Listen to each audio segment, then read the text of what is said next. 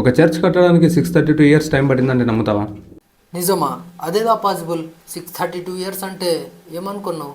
కలోన్ cathedral పేరు విన్నావా? జర్మనీలో ఉంది. దీని కన్స్ట్రక్షన్ ఇయర్ 1248లో స్టార్ట్ అయింది. కానీ ఎప్పుడు కంప్లీట్ అయిందో తెలుసా? ఇయర్ 1880లో. అంటే ఆల్మోస్ట్ 632 ఇయర్స్ టైం పట్టింది. ఒక్క ఆర్కిటెక్చర్ కట్టడానికి 6 జనరేషన్స్ కష్టపడ్డారా? మధ్యలో 280 ఇయర్స్ గ్యాప్ పడిందిలే డబ్బుల్ షార్టేజ్ వల్ల. ఎందుకంటే క్యాథడ్రల్ డిజైన్ అలా ఉంది మరి. అలా 280 ఇయర్స్ ఇది సగం కన్స్ట్రక్షన్తోనే ఉంది.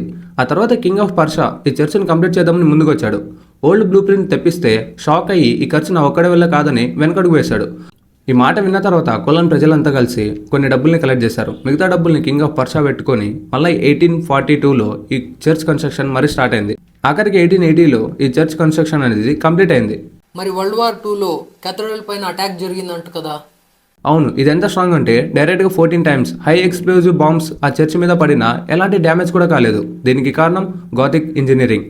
దీని stone arches dynamic mechanical strength వల్ల షాక్ వేవ్స్ అన్నిటిని అబ్జర్వ్ చేసుకుంది. బట్ సిటీ మొత్తం ఫ్లాట్ అయిపోయింది. ఇప్పుడు మళ్ళీ రీబిల్డ్ చేశారులే. జర్మనీ ఎలా ఉందో అందరికీ తెలుసు.